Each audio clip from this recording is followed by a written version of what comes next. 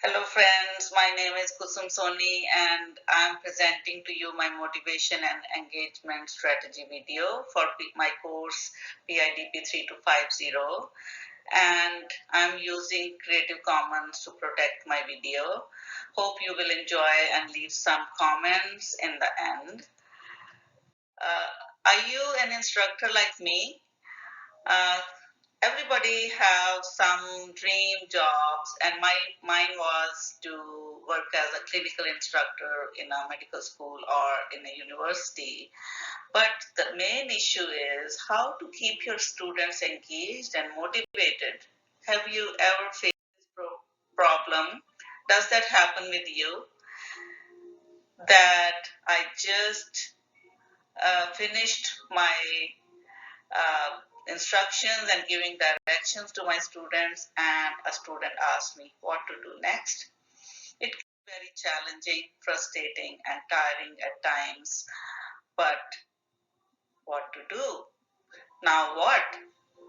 What will you do with those kind of students? And have you faced those challenges, or I'm the only one? Are you unsure what to do? I just research. Whenever I'm stuck and I'm dealing with tough students, I research which strategy will work for my students to increase their motivation and engagement, and it helps. So I did do some research, and I studied this student engagement techniques by Barclay, and I thought of using tip number 13, which says try to rebuild the confidence of discouraged and disengaged students. And this theory is given by Barclay in his book 2004 edition. So Barclay has given four types of discouraged and disengaged students.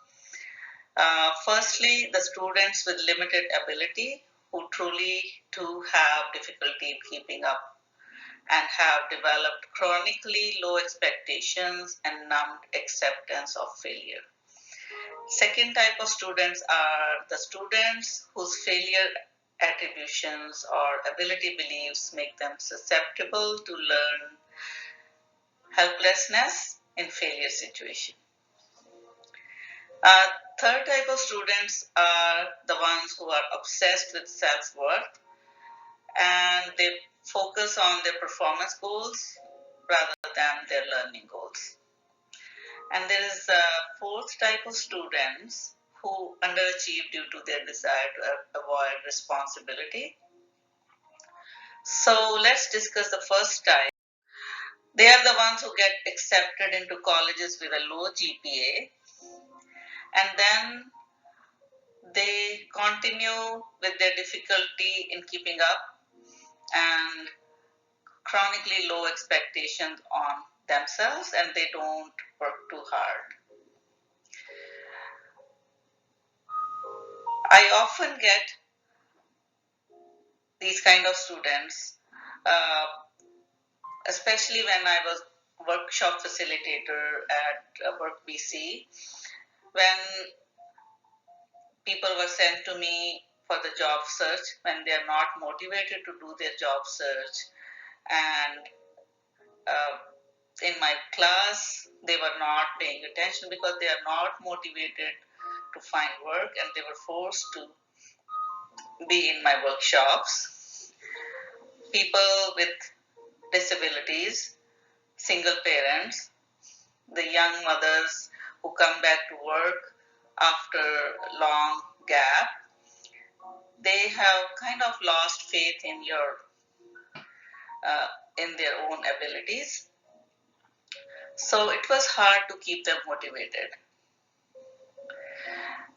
Then that population was also focused on their failure rather than success, because for a long time they haven't studied, they haven't sat in a classroom, they haven't got into any job.